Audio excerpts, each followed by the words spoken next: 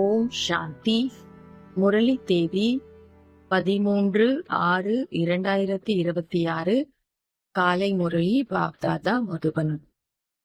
இனிமையான குழந்தைகளை, உலகம் முழுவதிலும் விகாரங்களின் வெப்பத்தை தணித்து அனைவரையும் குளிர்ச்சிப்படுத்துவதற்காக பாபா வந்துள்ளார்.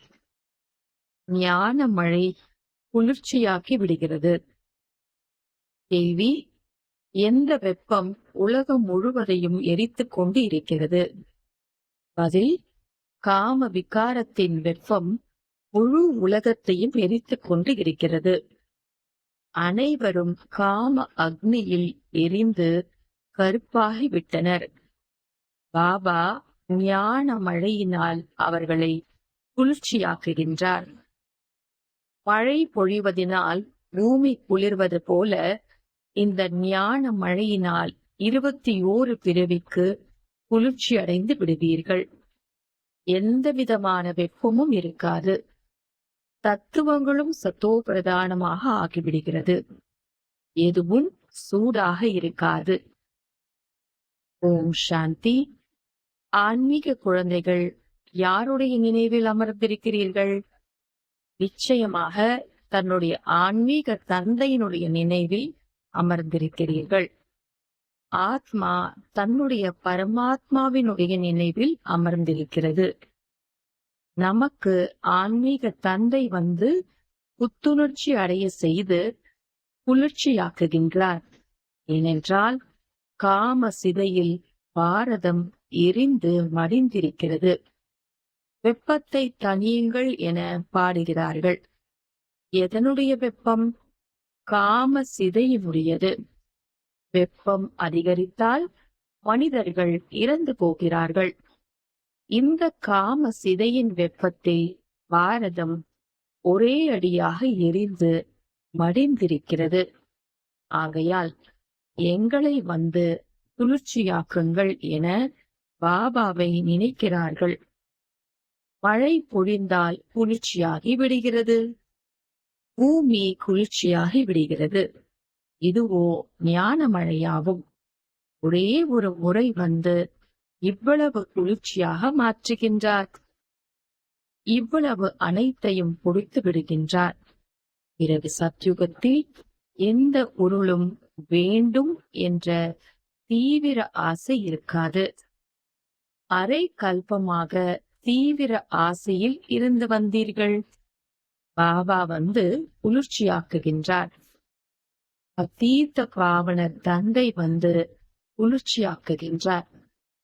இந்த ஞான மழையால் பாரதம் மற்றும் உலகம் முழுவதும் குளிர்ச்சியாகிறது. நீங்கள் ஸ்வர்க்கத்திற்கு அதிபதியாகிறீர்கள். மனிதர்கள் இறந்துவிட்டால் ஸ்வர்கவாசி ஆகிவிட்டார்கள் என கூறுகின்றனர்.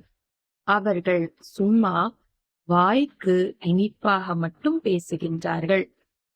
இப்பொழுது ஸ்வர்க்கத்தின் ஸ்தாபனை நடந்து கொண்டிருக்கிறது என நீங்கள் மட்டுமே அறிகிறீர்கள். இப்பொழுது பாபா வந்திருக்கின்றார். இந்த ஞான மழை பொழிந்து கொண்டு இருக்கிறது. குளிர்ச்சியில் தாக்கம் 21 பிறவிக்கு இருக்கிறது. அங்கே மழையோ வேறு எந்த பொருளின் ஆசையோ இருக்காது. எப்போதும் வசந்தமே வசந்தமாக இருக்கிறது. அங்கே எந்த விதமான துக்கமும் ஏற்படுவதில்லை. சூரியன் கூட சதோ பிரதானமாக மாறிவிடுகிறது. ஒருபோதும் வெப்பத்தை காண்பிப்பதில்லை. நீங்கள் முழு உலகத்திற்கும் அதிபதி ஆகின்றீர்கள். இப்பொழுது அடிமையாக இருக்கிறீர்கள் அல்லவா? தான் அடிமை, நான் அடிமை என பாடுகிறார்கள். பாபாவை நினைக்கிறார்கள். உங்களுடைய சேவையில் நான் வந்து உங்களுடைய அடிமையாக மாறுகின்றேன் என இப்பொழுது பாபா கூறுகின்றார். குழந்தைகளாகிய உங்களுக்கு சேவை செய்கின்றேன். வேற்றுலகம் அழுக்கான தேசம், அழுக்கான உடலில் நான் வருகின்றேன். இந்த அழுக்கான உலகத்தில் ஒருவர் கூட தூய்மையாக இருக்க முடியாது. சத்யுகம் தூய்மையானது. கலியுகம் அழுக்கு நிறைந்தது என கூறப்படுகிறது. ஏனென்றால் அனைவரும் விகாரியாக இருக்கின்றார்கள். பாரதவாசிகள்தான் இந்த ஞானத்தை புரிந்து கொள்வார்கள். யார் 84 பிறவிகளை எடுக்கின்றார்களோ அவர்களே இந்த ஞானத்தை கேட்பார்கள். யார் சத்யுகம் திரேதாயுகத்தில் வருகின்றார்களோ அவர்களே வந்து வரிசை கிரமாணத்தில் முயற்சிக்கு ஏற்ப பிராமணர் ஆவார்கள். இப்பொழுது நீங்கள் பிராமண வர்ணத்தில் இருக்கிறீர்கள், பிறகு அதே தேவதா வர்ணத்தில் வருவீர்கள் என பாபா புரிய வைத்திருக்கின்றார். பிராமண வர்ணம் என்றால் பிராமண தர்மம் ஸ்தாபனை செய்ய பாபா வருகின்றார். பரம்பிதா பரமாத்மா வந்து சூத்திரர்களை பிராமணராக மாற்றுகின்றார் என்று கூற மாட்டார்கள். இது உங்களுடைய குட்டிக்கரண விளையாட்டு நடக்கிறது. இது மிகவும் எளிதாகும். இந்த சக்கரம் எப்படி சுழல்கிறது என அறிகிறீர்கள். விராட ரூபத்தில் பிராமணர்களின் குடுமி மற்றும் ஷூபாபாவை மறந்துவிட்டார்கள்.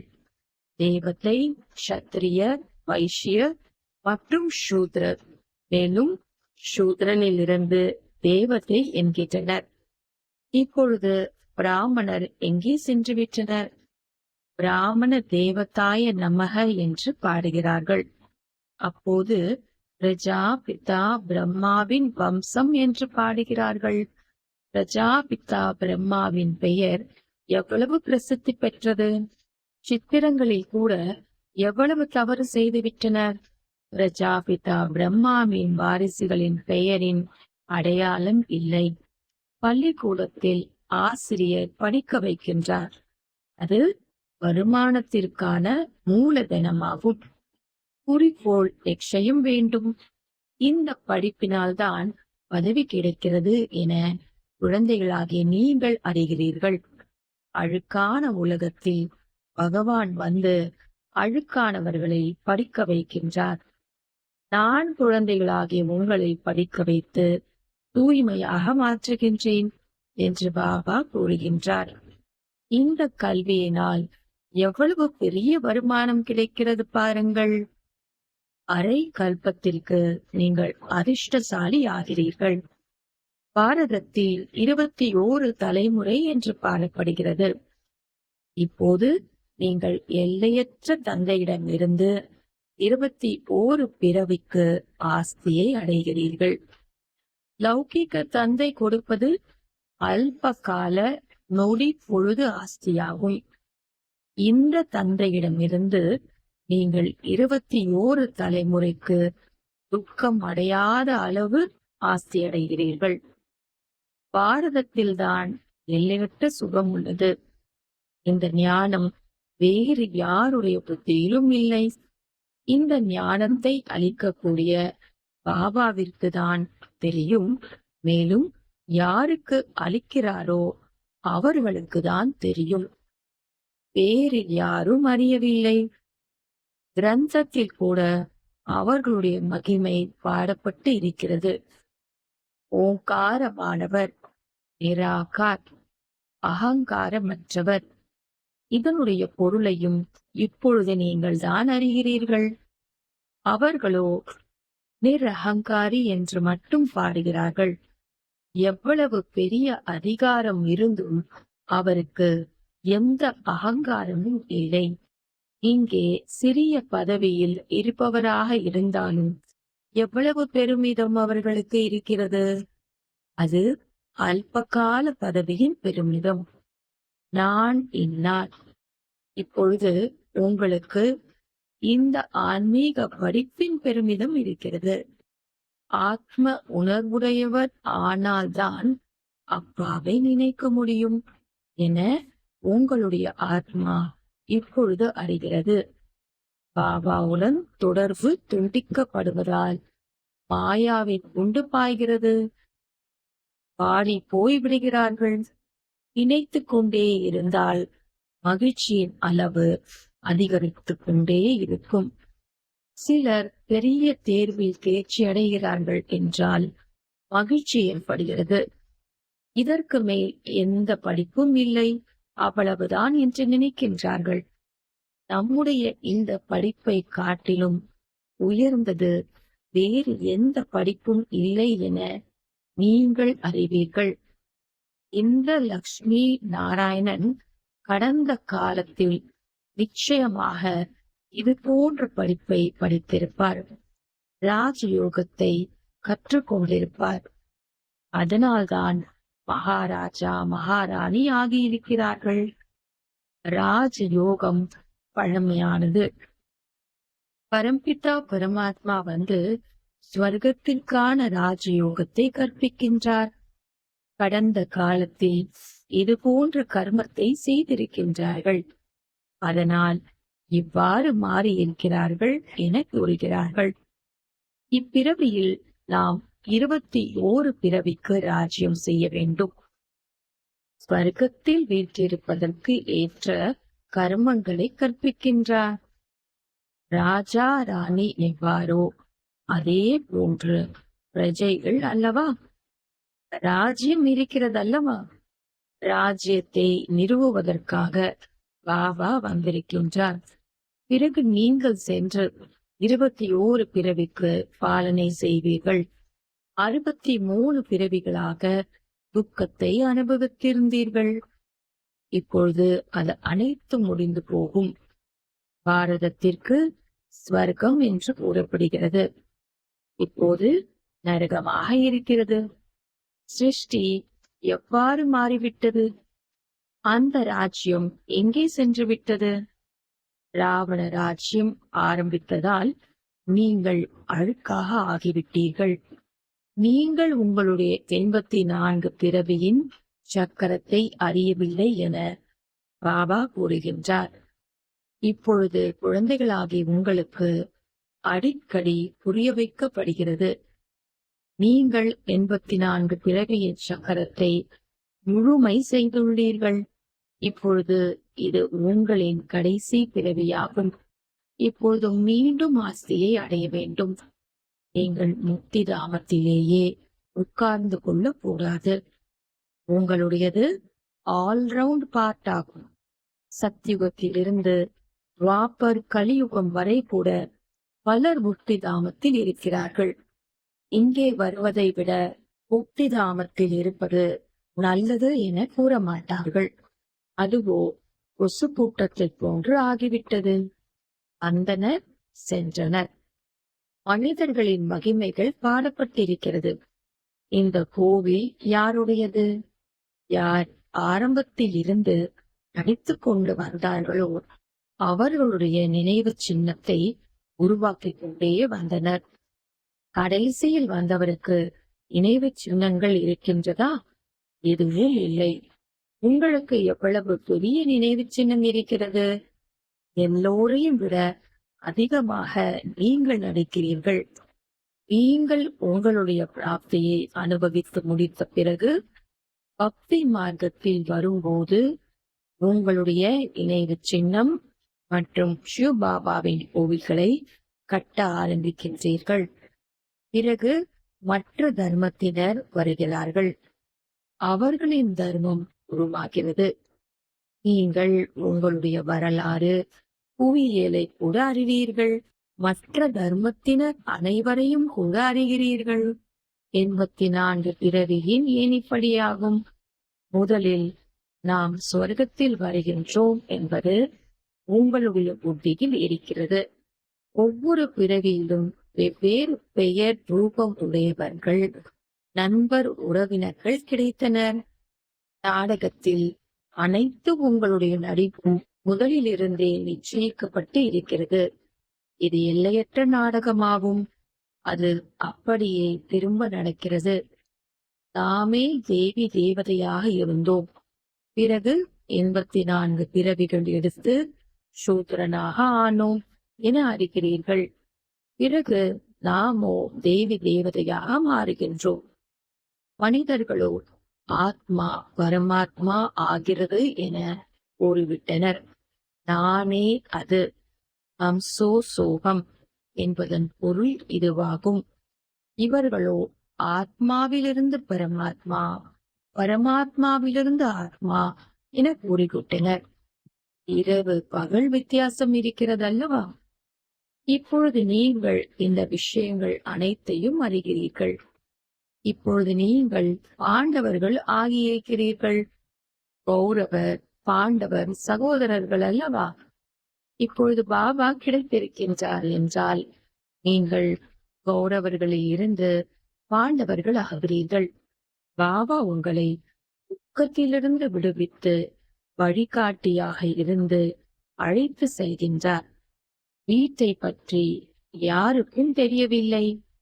ஆத்மா பிரம்மத்தில் கலந்து போகும் என அவர்கள் கூறுகின்றனர். அப்படியானால் அது வீடு கிடையாது. வீடு என்றால் வசிக்கும் இடமாகும். அதற்கு நிராகார உலகம் என்று கூறப்படுகிறது.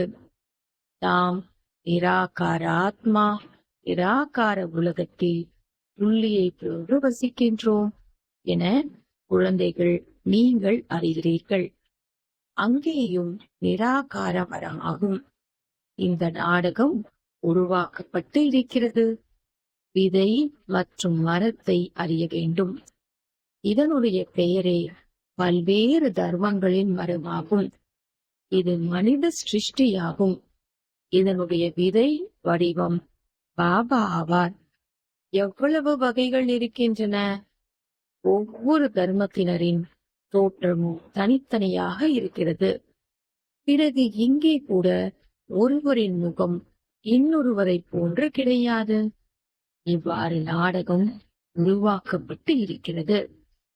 கல்ப விருட்சத்தின் ஆயுள் 5000 வருடங்கள் ஆகும். இதை பாபா தான் புரிய வைக்கின்றார். மனிதர்கள் நடிகர்கள் இங்கே நடிப்பதற்காக வருகின்றார்கள். இது மேடையாகும். வெளிச்சம் தருவதற்காக சூரியன் சந்திரன் இருக்கிறது. இவை ஒன்றும் தேவதை கிடையாது. இதுவோ ஒளி தரும் விளக்குகளாகும். ஆனால் சேவை செய்கின்றது. ஆகையால் தேவதை என்கின்றார்கள். உண்மையில் தேவதைகள் யாரும் சேவை செய்யவில்லை. குழந்தைகளாகிய நீங்கள் தான் சேவை செய்கின்றீர்கள். தந்தை கீழ்ப்படிந்த வேலைக்காரனாக இருக்கின்றார். குழந்தைகள் துக்கப்படுகின்றார்கள் என்றால் அப்பாவிற்கு இரக்கம் வருகிறது. பாபா புரிய வைப்பதற்காக வந்திருக்கின்றார். குழந்தைகளாகிய உங்களை மீண்டும் தேவதா பதவி அடைய வைப்பதற்காக வருகின்றேன். ஏறும் கலை இறங்கும் கலை ஒவ்வொரு பொருளுக்கும் இருக்கிறது. பழைய உலகம் மிக அழுக்கானது. புது உலகம் மிக தூய்மையானது என்று கூறப்படுகிறது. ஒவ்வொரு பொருளும் புதியதிலிருந்து பழையதாகிறது. இந்த உடல் கூட மிகவும் அழுக்கானதாக இருக்கிறது என ஆத்மா கூறுகிறது. இந்த சத்யுகத்தில் ஆத்மா மற்றும் சரீரம் மிக உயர்ந்ததாக இருந்தது. தலையை உருட்டிக் கொள்வதில்லை, அதாவது குழப்பத்தில் வருவதில்லை. இப்பொழுது ஆத்மாவிற்கு ஞானம் கிடைத்திருக்கிறது. நாம் 84 பிறவிகளை இருக்கின்றோம் என்பது நினைவிற்கு வருகிறது. இந்த ரகசியத்தை எல்லாவற்றையும் தந்தை புரிய வைக்கின்றார். துக்கத்தில் தந்தையை தான் அழைத்துக் கொண்டு இருக்கின்றார்கள். துக்கத்தை நீக்கி சுகம் அளிப்பவரே இரக்கம் காட்டுங்கள். பாரதம்தான் அனைத்தையும் விட சுகமாக இருந்தது. பாரதத்தை போன்று தூய்மையான கண்டம் வேறு எதுவுமே இல்லை. பொழுது பாபா குழந்தைகளாகி உங்களின் பையை அழியாத ஞான ரத்தினத்தினால் நிரப்புகின்றார். எப்போதாவது இது போன்ற தந்தையை பார்த்திருக்கிறீர்களா? குழந்தைகளே, நான் உங்களுக்காக வைகுண்டம் என்ற பரிசை கொண்டு வந்திருக்கின்றேன் என கூறுகின்றார். நீங்கள் ஸ்வர்கவாசியாக இருந்தீர்கள், ஒரு பதீத நரகவாசியாக ஆகிவிட்டீர்கள். யார் விகாரத்தில் ஈடுபடவில்லையோ அவர்களுக்கு தூய்மையானவர் என்று கூறப்படுகிறது. சத்யுகத்தில் சம்பூர்ண நிர்விகாரியாக இருக்கின்றார்கள். சமயம் சம்பூர்ண விகாரியாக இருக்கின்றார்கள். நீங்களும் சம்பூர்ண நிர்விகாரியாக இருந்தீர்கள் என பாபா கூறுகின்றார். இப்பொழுது சம்பூர்ண விகாரியாக இருக்கிறீர்கள். மீண்டும் சம்பூர்ண நிர்விகாரி தேவதா பதவியை, பாபாவை நினைவு செய்து பெற வேண்டும். மன்மனா பவ என்ற வார்த்தையை பாருங்கள், எவ்வளவு நன்றாக இருக்கிறது. தந்தையாகிய என்னை நினைத்தால் நீங்கள் அழுக்கிலிருந்து தூய்மையாகி விடுகிறீர்கள். நான் சர்வ சக்திவான் அல்லவா? என்னை நினைவுங்கள். நினைவுதான் யோக அக்னி என்று கூறப்படுகிறது. இதனால் உங்களுடைய பாவம் எரிந்து போகும். நீங்கள் தூய்மையாகி விடுவீர்கள். அல்லது இனிமையிலும் இனிமையான, காணாமல் போய் கண்டெடுக்கப்பட்ட செல்லமான குழந்தைகளுக்கு தாயும் தந்தையும் ஆகிய பாப் தாதாவின் அன்பு நினைவுகள் மற்றும் காலை வணக்கம். ஆன்மீக குழந்தைகளுக்கு ஆன்மீக தந்தையின் நமஸ்தே. ஆன்மீக தந்தைக்கு ஆன்மீக குழந்தைகளின் நமஸ்தே. தாரணைக்கான முக்கிய சாரம்: முதலாவது, ஆன்மீக கல்வியின் பெருமிதத்தில் இருக்க வேண்டும். பாபாவிற்கு சமமாக நிரகங்காரி ஆக வேண்டும். பதவி போன்றவற்றில் அகங்காரம் இருக்கக்கூடாது. இரண்டாவது, தன்னுடைய புத்தி என்ற பையை ஞான ரத்தினங்களால் நிரப்பிக் கொள்ள வேண்டும். சம்பூர்ண நிர்விகாரியாகி தேவதா பதவி அடைய வேண்டும். ஒருபோதும் வாடிப்போக கூடாது.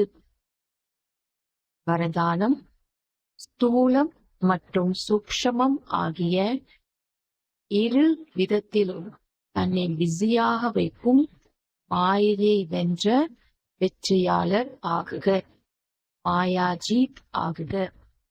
ஸ்தூலம் மற்றும் சூக்ஷமம் ஆகிய இரு விதத்திலும் தன்னை பிஸியாக வைக்கும் மாயையை வென்ற, அதாவது மாயாஜீத் வெற்றியாளர் ஆகுக.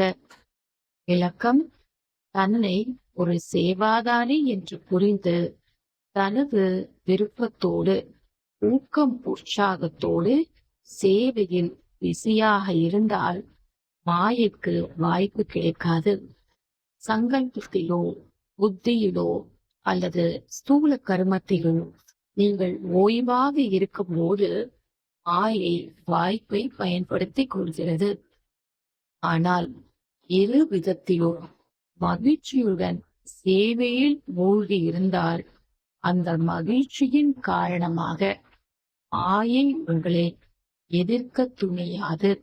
எனவே தனக்குத்தானே ஆசிரியராகி புத்தியை பிஸியாக வைப்பதற்கான தினசரி அட்டவணையை உருவாக்கினால் மாயையை வென்ற வெற்றியாளர் ஆகிவிடுவீர்கள்.